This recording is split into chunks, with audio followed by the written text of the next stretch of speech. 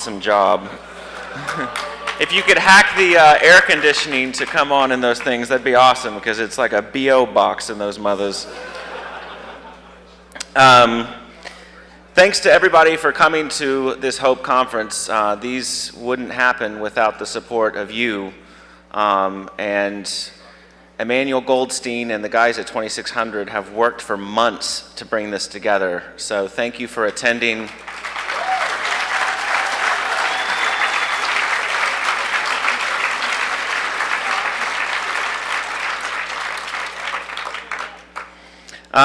Stephen Levy is the author of Hackers, Heroes of the Computer Revolution, which was published in 1984, same year that 2600 The Hacker Quarterly came out.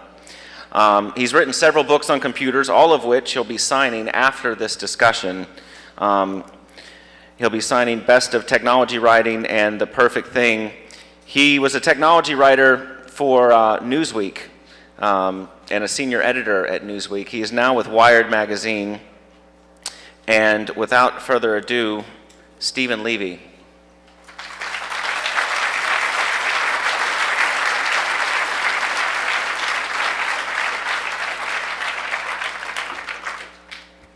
Thank you, and hello, hackers. You know, it's really fantastic to be able to address a gathering that people proudly call themselves hackers. That word's been over quite a lot over the last 25 years, and it means a lot to me. And it's also great to be speaking to an audience in my adopted hometown, New York City. I hope you're all enjoying it there. And also, thanks for getting up so early in the morning. So I want to talk today a bit about what the word hacker means to me, and I want to do something that I've never actually really done before, is to talk a bit about the process of how I wrote this book called Hackers. As was mentioned, and I hope some of you know about it, I did write a book called Hackers. It was not the source material for the movie starring Angelina Jolie, which was a circumstance which was bad for my bank account, but good for my dignity. You know, I think my writing that book had something to do with my speaking here today. I want to share some things about how I wrote it and what happened to the word hacker since, and you know, to take a little look at where I was right and where I was wrong.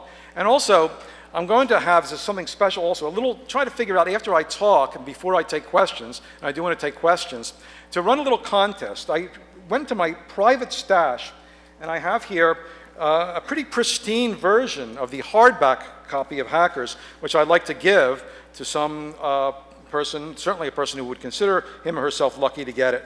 So I'm trying to figure out a way to run a relatively painless little contest where someone can get this book to take home there. So how did I come to write that book? A book that changed my life, and you know, amazingly, has changed the life of some people who read it, according to what they tell me. So let's go back to a time long ago. I won't try to hide my age here. And this is around the time that Ronald Reagan was taking the oath of office and mastodons roamed the earth. I was a freelance writer. I was writing general subjects, which was what happens when you become an English major. I wrote about sports and you know, music and murders and things like that. I interviewed Bruce Springsteen and Bob Marley and Dr. J. One little digression, if you'll allow me, just because I just can't believe I did this. Interviewing Bob Marley actually was one of the more amazing things I did. I was writing an article, believe it or not, for the Philadelphia Inquirer Sunday magazine about reggae, trying to explain reggae to the good people in suburban Philadelphia.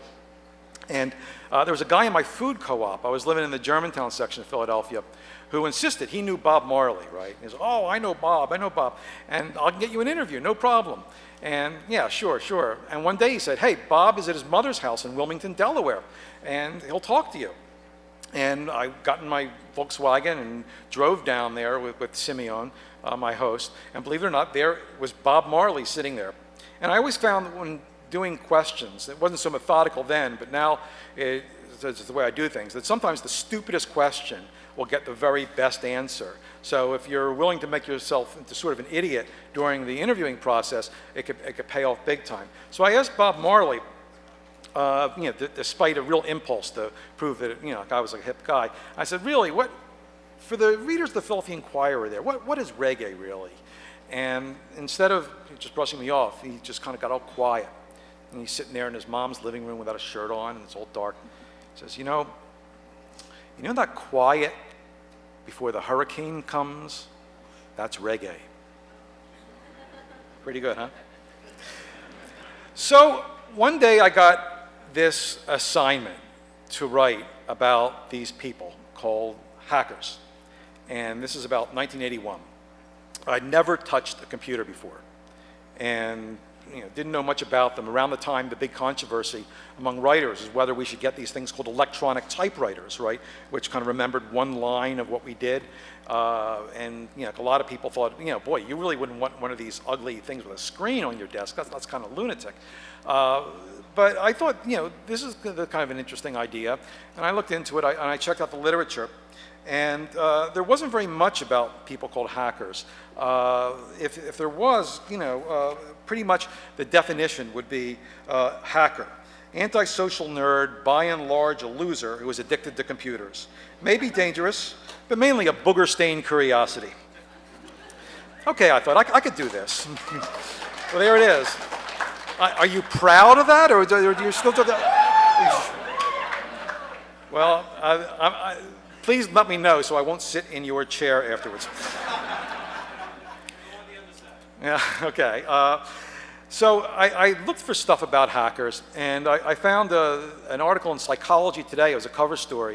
It was called The Hacker Papers, and had a picture of some really creepy-looking guy on the cover. The article actually was an edited version of some dialogue that had gone on at Stanford University, edited by this psychology professor named Philip Zimbardo, who actually I met relatively recently, and he's been doing some really interesting stuff on Abu Ghraib and the psychology of evil. But back then, he was at Stanford doing these things about hackers, and he wrote, and this is his take on the paper, fascination with the computer becomes an addiction. And as with most social addictions, the substance that gets abused is human relationships. And this was seconded in a book with one of the few passages about hacking that I could find. This book was written by an MIT professor named Joseph Weizenbaum. Now, he's best known for writing that program ELIZA, where it's like a psychiatrist session. You type in something, and the computer flicks back your question at you, and it seems like a session with a psychologist there.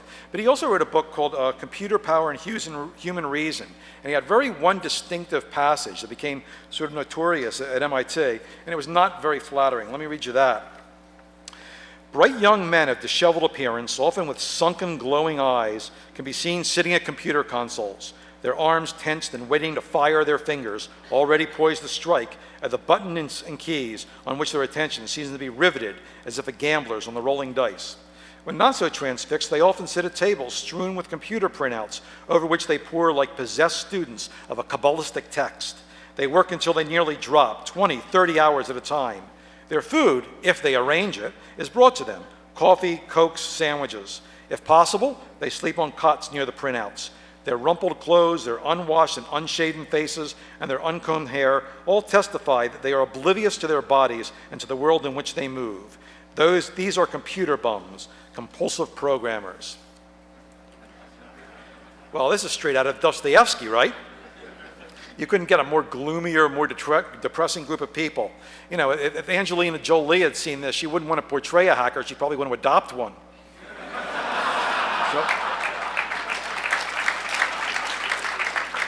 So I figured, okay, cool. I'll do this story. I'll write about these weirdos, and I'll go to Stanford because that's the place that was in the Psychology Today. But before I left, I tapped a former colleague who had been writing about technology a little and asked him to give me a list of sources I might talk to out there. And he presented me with a list of some key people in the burgeoning PC industry there and some other people involved in some interesting computer stuff. So I get on a plane, fly out to California. I'd only been there once in my life before in a college trip, like a road trip there, and hadn't done anything about computers there, let me tell you. And got off the plane. Within 4 hours, I was in a hot tub with this guy, Jim Warren, who founded the Computer Fair, along with a couple people who lived in his property who were editing a magazine for him about beaming data on radio sideband. And I was learning about how computers empowered people and were actually exciting. And this is like a tone which set for the entire trip. And I went to Stanford, and I talked to other people in the PC industry and entrepreneurs and engineers and other people doing interesting stuff. And I was totally blown away by what I found. These were not antisocial nerds, but adventurers of the mind. And their thought processes to me were utterly fascinating. And what's more, they were on to something. Talking to them, I realized that the things they were doing were things that all of us were going to be doing, everyone was going to be doing in not too long. And this was a world that I hadn't seen, and I got really excited about it and wrote my story and wanted to just continue writing more and more about it. I also, as soon as I got home, said to my girlfriend, who's now my wife, we've just got to get these things. And we both bought Apple IIs at the time. They cost, for 2 Apple IIs and 1 printer, which we shared, we spent $9,500. Yeah, and it was worth it, man. And I started writing about it. It was kind of funny. Back then, again, not too many people who weren't technoids had computers.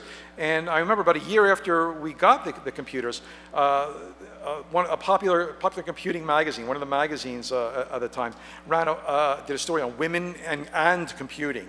And they had a full-page picture of my wife, not because she was anything technically proficient. She really didn't know anything about programming or things like that. She just simply used a computer. Wow, a woman using a computer, imagine that. It would be like now someone doing an article on women in pencils, right? So around that time, a publisher asked me if I was interested in writing a book about hackers. So I've been writing about it more. And again, I thought, well, gee, this is kind of a good idea. I'd wanted to write a book for a while.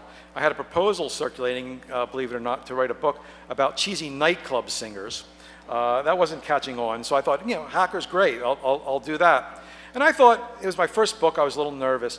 How am I going to get this done? It's much longer than anything I've ever done. That I'll maybe write a chapter about this kind of hacker, and maybe a chapter about that, and I'll just kind of write chapter after chapter until finally I had a book's worth of stuff, and I'll put that up, and that will be my book about hackers.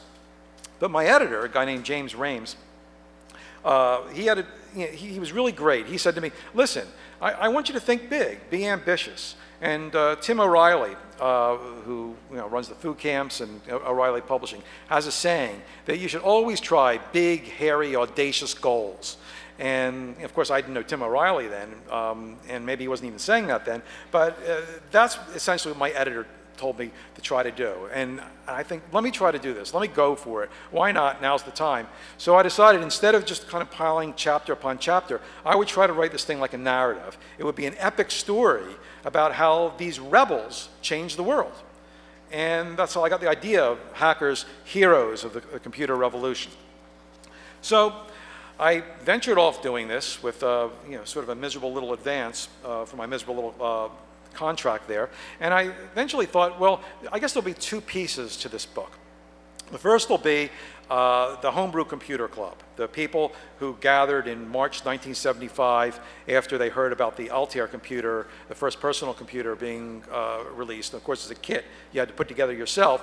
And from this little group that met in a garage, all these companies sprang, including Apple Computers. Steve Wozniak went to the Homebrew Computer Club, and to impress his friends, he built the Apple I and showed it to them as the first really cool color computer.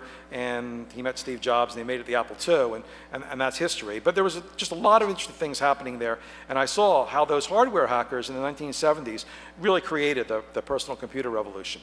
And then I wanted to do something in real time, and I'd been hanging out with these people in the game hacking world, and I thought I would hang out at this company near the Sierras near Yosemite called Sierra Online in Coarse Gold, California. And they allowed me total access to the company so I could hang out and talk about people who actually learned to hack on personal computers. And it was interesting because money for the first time was coming into the equation. So I would do these two pieces, and that would be my book.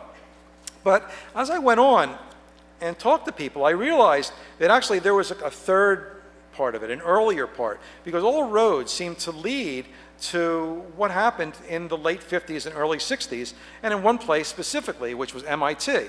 And as I talked to other people, I realized, it actually feels like hacker culture began there at MIT. So I really have to add a third section to my book, and that will be the lead section, the opening section. And when I did that, it was called True Hackers, in which I wrote about MIT in the late 50s and early 60s. And to me, it turned out my favorite part of the book, and the part which really resonates to this day.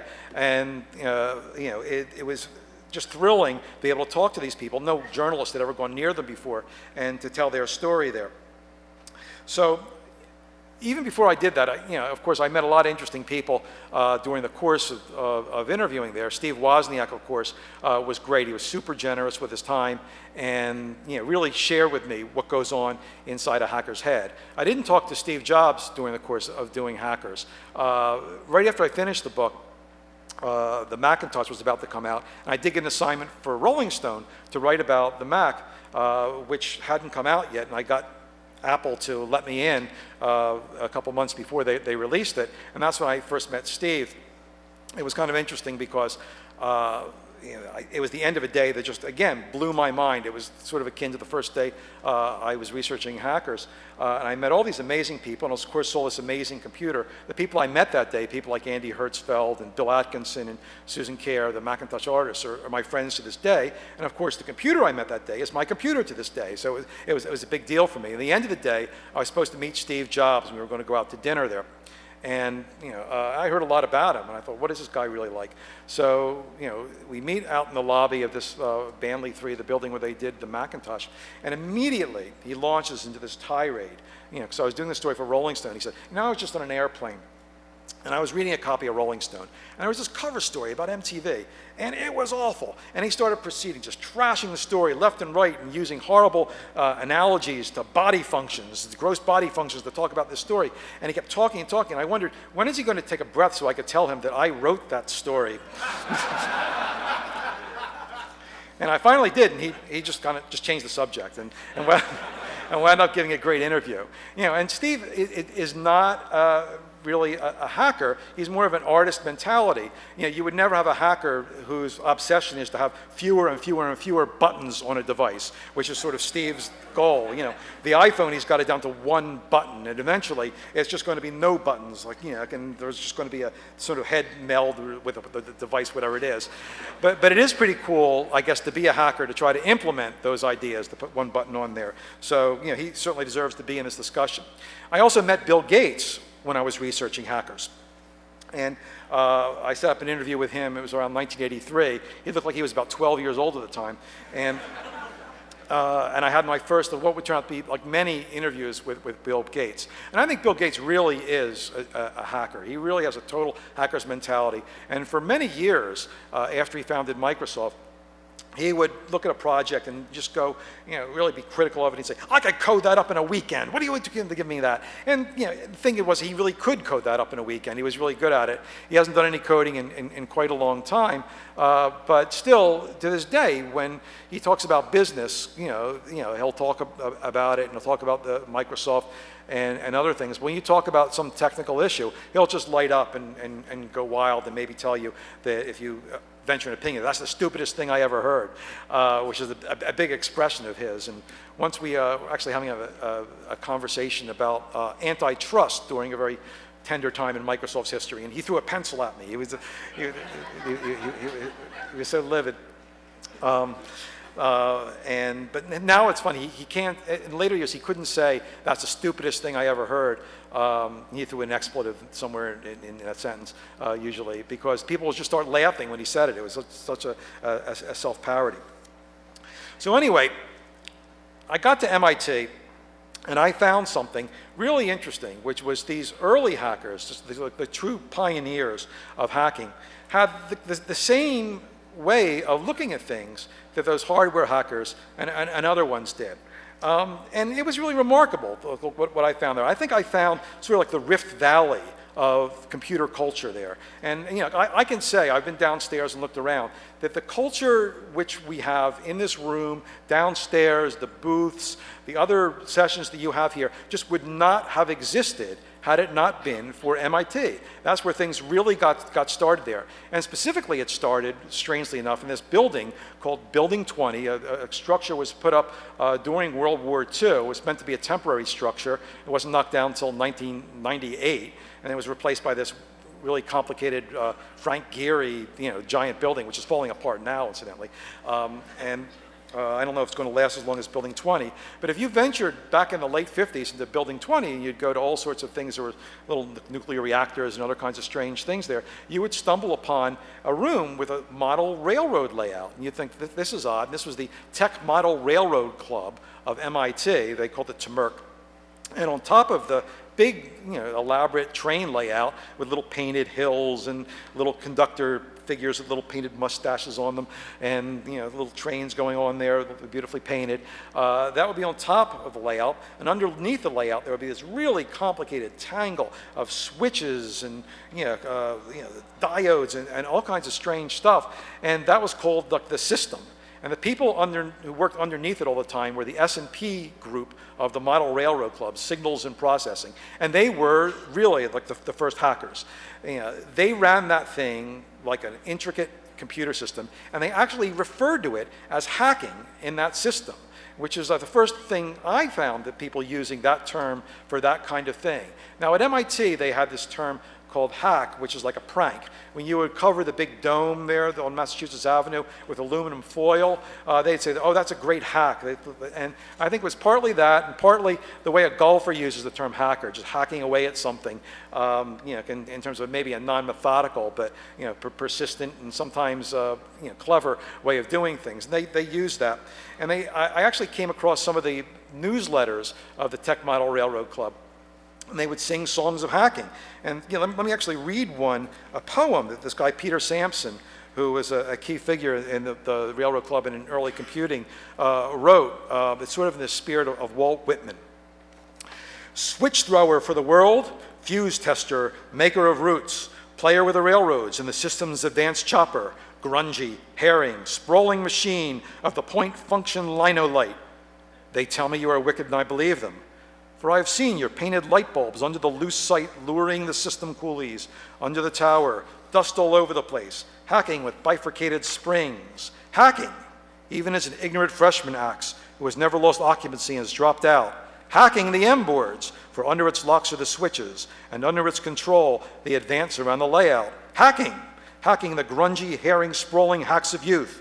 Uncabled, flying diodes, proud to be switch thrower, fuse maker, maker of roots, player with railroads, an advanced chopper to the system.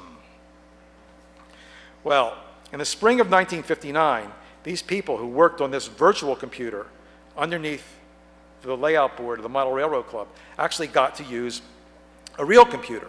MIT moved on this interactive computer that was sort of given by the Defense Department called the TX0 to the Model Railroad, to a building next to the Model Railroad Club. No one written system software for it, and they got to use it. Previously, the only access to computers they had, someone had taken a course, the first computer course at MIT. It was operated by John McCarthy.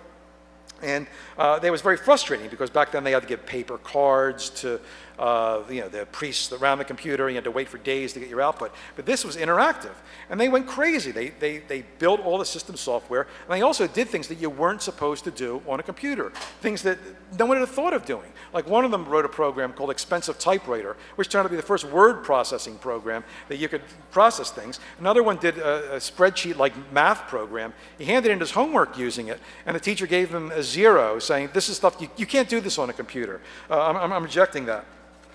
So what's more, the things they did on the TX0, they shared. They believed that every line of code should be visible to everyone else. They had no concept of intellectual property or proprietary information. Since they were so desperate to find out how to do things,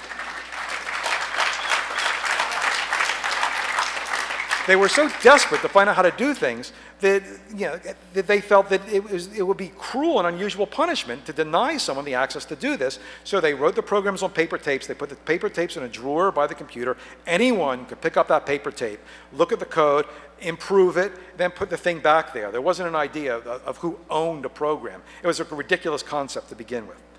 And as I talked and heard about this, and I realized that that same impulse was present really in the Homebrew Computer Club, and even among a lot of people who were hacking contemporaneously. And I sort of tried to codify that, and I called that the hacker ethic. Now there's a lot of different parts to the hacker ethic.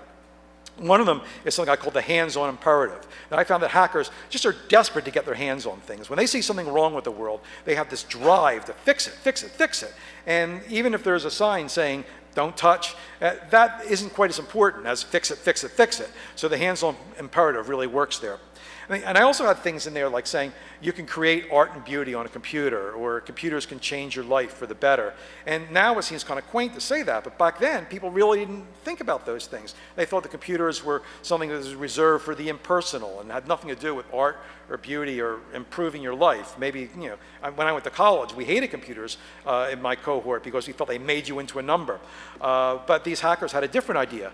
But the most important part, the most important precept of the hacker ethic to me was one that I said that all information should be free. Now, I'm not really talking about the idea of you shouldn't charge for it, because back then that concept that computers, software was a commodity wasn't even around. But in a sense, as I talked about, in sharing code, and when later the new company, Digital Equipment Corporation, put their new computer, the PDP-1, in the same room where the TX0 was, they started to use the same principle, the paper tapes, and they actually hacked by collaboration the first computer game, Space War, and and built it up that way. And it was in that sense, and that's why there's a precept of the hacker ethic called mistrust authority, promote decentralization, because bureaucracies separate you from information. They're about cordoning off information and codifying it and keeping you away from it. And that's why hackers hate authority, because authority keeps them away from information. So I felt that, I guess maybe my key contribution in the book really is to try to codify that, and and it really came out in every single way that you looked at that culture at MIT. I was downstairs a few minutes ago and I saw a pretty big contingent of lock hacking groups. And lock hacking really got its start, I think, at MIT there. Because just as hackers hated locks on computers, they hated physical locks. They felt you should be able to get information everywhere. So there was this constant war going on between administrators who wanted to keep things locked up and the hackers who wanted to open things up. A hacker named David Silver kind of laid it out for me, and this is the last thing I'll read. It's just a great passage there where he talks about it was ultra highly clever warfare. There were administrators who would have high security locks and have vaults where they would store the keys and have sign-out cards to issue keys, and they felt secure, like they were locking everything up and controlling things and preventing information from flowing the wrong way and things from being stolen. And then there was another side of the world where people felt that everything should be available to everyone. And these hackers had pounds and pounds and pounds of keys that would get into every conceivable place. The people who did this were very ethical and honest, and they weren't using this power to steal or injure. It was kind of a game, partly out of necessity and partly out of ego and fun. At the absolute height of it, if you were in the right inside circle, you can get the combination to any safe, and you get access to anything. And this is really true. I mean, at one point, the administrators got so frustrated that they took this Class 2 safe, which is qualified to hold government classified material, and they felt, well, now we're protected there. But of course, the hackers found one in a junkyard in Taunton, a few miles away, and took it apart with the acetylene torch and learned how it worked, and they were able to crack that safe. And of course, all of them took locksmith courses, as I guess some of the people downstairs have too, and they had the licenses to make the proper keys. And then there were some keys that the blanks were so secure that even licensed locksmiths couldn't do this. And in that case, they would go into the machine shop and they would forge their own keys there. And this poor guy who had to watch and protect the information at the AI lab where this was going on at the time, this is in the 60s, this guy named Russell Nofsker. I really felt for this guy because he was sort of a hacker himself. He had a predilection shared with a lot of hackers, is that he loved explosives. And it's interesting. I don't know why it is, but in talking to hackers over the years, there really seems to be like a fondness for blowing things up. So this guy, Nofsker, one of the first jobs he had was work for a company that made explosives, and he actually arranged to have part of his salary in Primacord, which was sort of an explosive device. And he had this idea that, this is Boston in the winter, that he could like set this up on his sidewalk and blow the snow off. And his wife got wind of it, and so he had to shovel the stuff anyway. But he tried and tried and tried to stop the hackers until finally he just gave up. He threw his hands up and said, and made a deal with the hackers. He said, "Okay, I'll stop putting up the roadblocks if you'll stop flaunting how you break into it. Let's at least preserve the illusion that things are safe." And this is sort of a precursor, years in advance, of Scott McNealy's statement that privacy is an illusion. They really had it at MIT. And it actually worked pretty well after that. And one of the last people I talked to doing hackers, and it turned out to be sort of a postscript at the end of the book, was this guy I found, and I'm sure I was the first journalist who ever to speak to him, this guy named Richard Stallman. You know him. But I looked different too, I guess. But he looked really different back then. And he was this guy. I don't think sunlight hit his face for years before I talked to him. He literally lived in the AI lab, and at that point, the AI lab was splitting apart.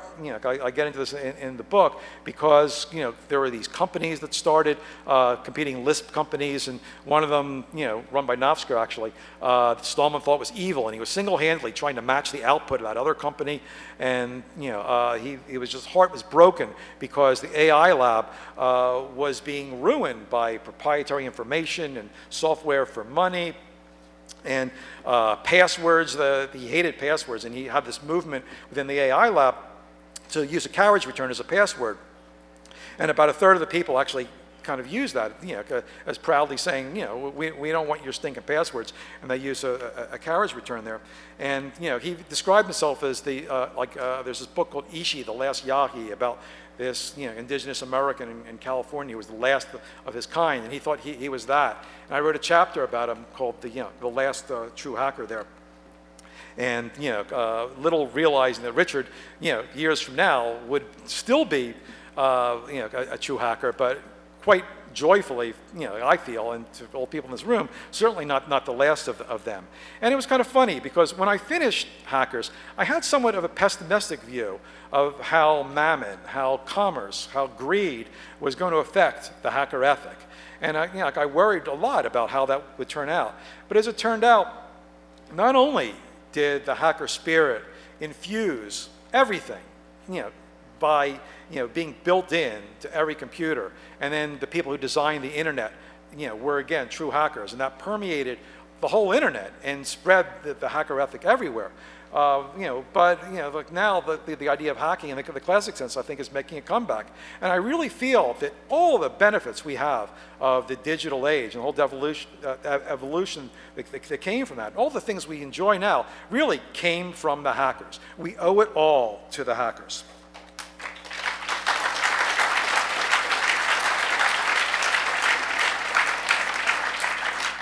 So I handed in my book, on my Apple II, just to think how different things are. Some chapters of the book were so long they didn't fit on a single floppy disk. I had to split it out there. And then, of course, my publisher wouldn't take a book in digital form. What? And in fact, they wouldn't even take it in a dot matrix printout. They demanded I make it look like a typewritten manuscript. I had to hire to rent a daisy wheel printer and kind of print out like one line at a time. It was like 13 characters a second at that time. And the book came out in late 1984. Came out in this version. They didn't print too many of them, sold out. But the publisher said, "Well, that's good. Just leave it at that." And it wasn't really till the paperback that it really found its audience. And I'm just so happy to say that it's been in print ever since. And I just get great feedback to this day there. Just today I ran into Matt Blaze, who's a legend in his own right, and he told me that he was asked by the people at Penn, where he works, to pick a book which had an influence on him the most, and he picked Hackers. And thanks, Matt. That means a lot. Now, after I wrote the book, I had hoped that that term that I use, the way I use the word hackers, in the positive sense, in the adventurous sense, in the sense that people, who see freedom and liberation in what they do would stick. But of course, soon after that, the word became degraded and became used to be synonymous with people who break into computers, whether they have technical expertise or not. And there was a conference that started, just when the book started. Stuart Brand and Kevin Kelly, some people at Whole Earth Review, decided it'd be a great idea to get together some of the people who were in the different generations of hackers and put them all together. And we had a fantastic gathering called the First Hacker Conference, and it still goes on to this day. It's picked up by some other people. And in subsequent hacker conferences, there was a lot of hand-wringing about the way this word was used. That especially that people were upset that people who might just use scripts, they had no expertise at hacking whatsoever, but people said, "Oh, these are hackers. These are hackers." And so some of the people at MIT in particular, it broke their heart to hear that word used that way. Now, I have to say, I can't get that worked up about it because language sort of has its own course. It's like a river, and you really can't stop a river that way. And I think while it's a shame that that word can be abused to that, and I look now and see the word used to people who are just pure criminals with no technical expertise, and I think, well, these aren't hackers, certainly not in my book. And it's unfortunate, but I am just so encouraged that now the word is coming back in the positive sense, in terms of people talk about hacking the brain, or you got the Make magazine movement, or even gatherings like this. I think are breaking away from the strictly negative connotation and seeing it in the terms that was closer to the original. So I think that's just terrific there, and it's been great to see that evolution, and happier. I'm just happier than ever that this movement is thriving and that you're here and that you've read me and listened to me. So I just say, go forth and hack, please. And thanks very much.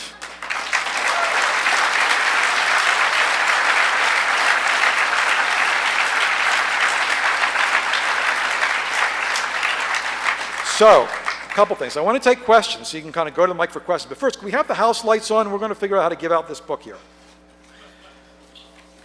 Okay, I'm going to do a little raffle hack without any kind of raffle. So can I have the house lights on? Can someone hack the house lights, please? Maybe from your chair, some of you can do this. This is a hard one, huh? We'll get a long-distance 3G battery before this is on, okay? There we go, okay. So here's the way I'm going to do it. I got a couple trivia questions. And there's going to be partly speed and partly who can answer this. So anyone who knows who was the inventor of the cellular automata game Life? I didn't say yell it out. I was going to ask, so maybe I should get the ground rules of the game before I start here. I say working with these hackers is going to be a little complicated, okay? So what I'm going to do is I'm going to ask the people who know something to stand up, okay? And if you don't want the book, don't stand up, because you might wind up with a book if you win this trivia contest. So we all know, of course, that the inventor of Life was John Conway, right? So we're not going to use that question. Okay, so stand up if you want this book. You can sell it on eBay. I'll sign it. What month was the first meeting of the Homebrew Computer Club? Anyone stand up who knows? Okay, we only have 2 people. Great, so it's between you guys. All right? Do either of you know Richard Stallman's middle initial?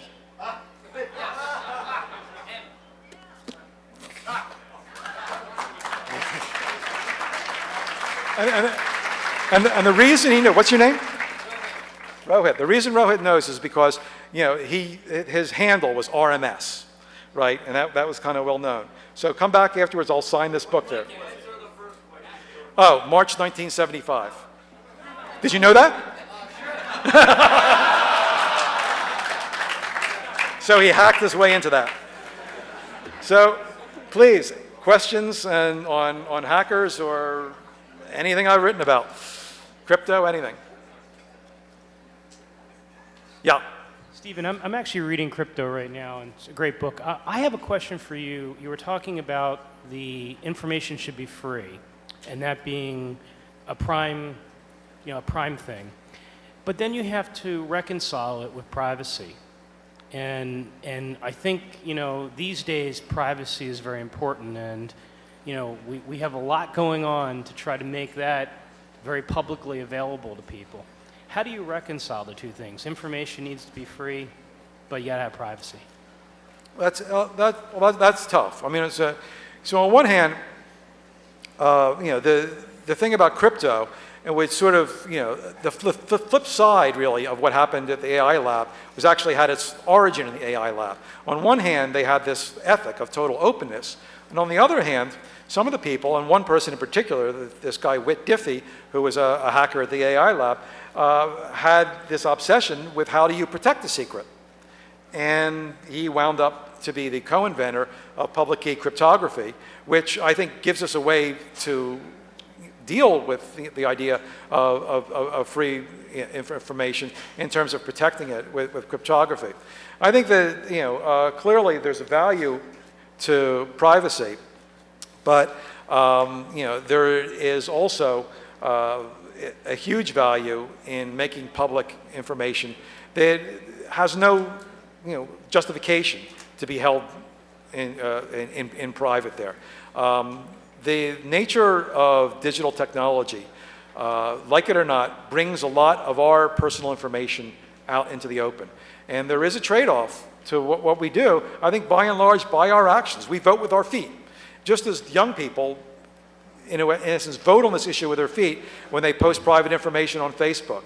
I think that you have to be pretty dumb not to have any expectation at all that when you post something semi-publicly, it might not come out in the future there.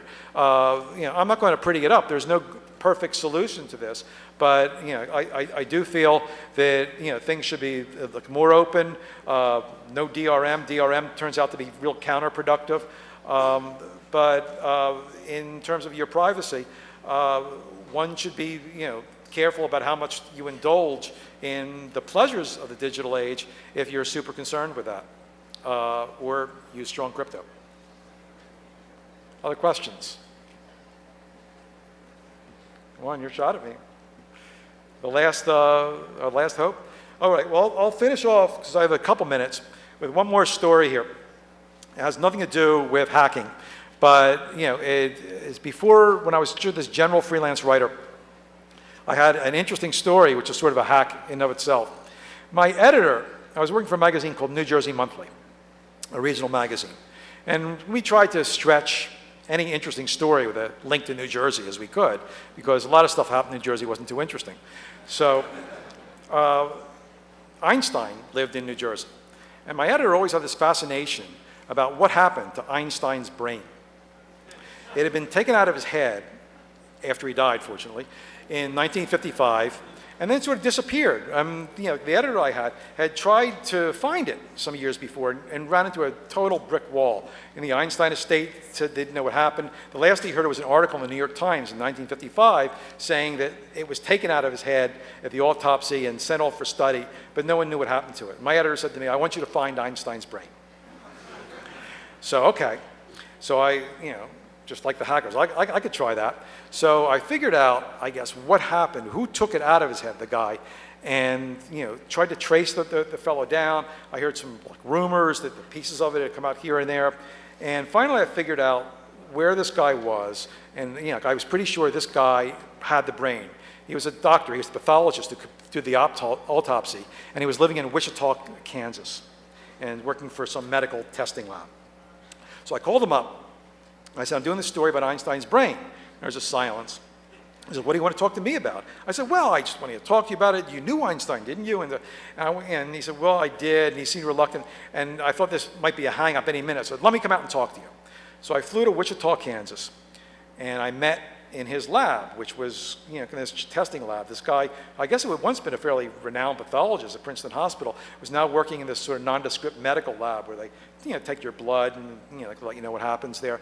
And he was in this cubicle there, and I met him. It was a Saturday. There was no one else there.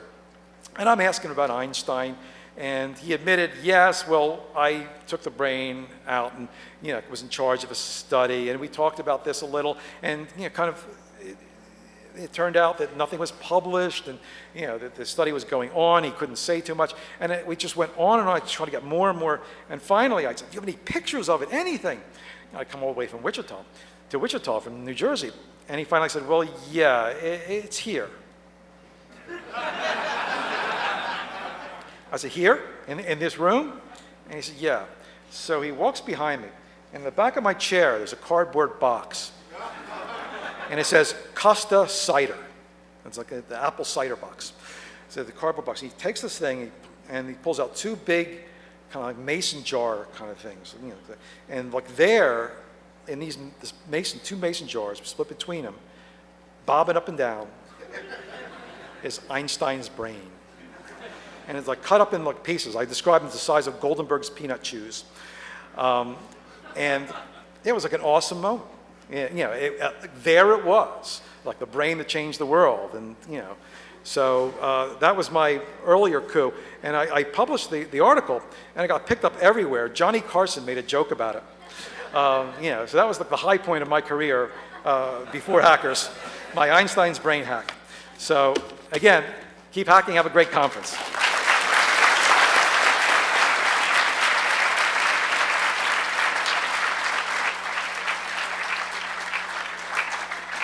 Just a reminder, Stephen Levy will be signing books right in the back of the room there. In our next discussion, if you are into keys, picking locks, that kind of thing, some of the top lock-picking experts from around the world have flown in for this conference, and they are going to be giving an in-depth discussion called Methods of Copying High-Security Keys.